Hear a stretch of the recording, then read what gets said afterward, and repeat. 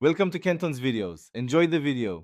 You start by opening Google Contacts and signing into the account that holds the entries you need. Click each label or select individual contacts.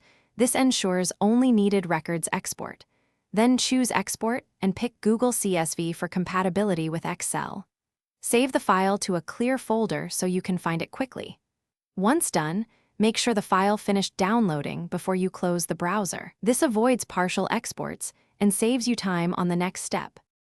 You now open Excel and import the CSV using data from text/CSV to preserve delimiters and encoding. This prevents messy columns.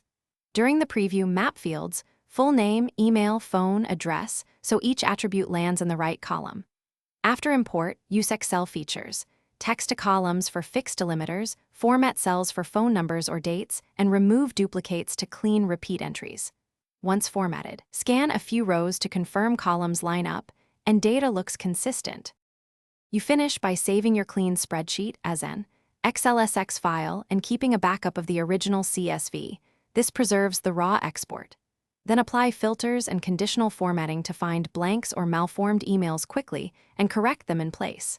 If something goes wrong, columns misaligned or strange characters, check the CSV encoding is UTF-8 and that Excel used the correct delimiter, comma versus semicolon.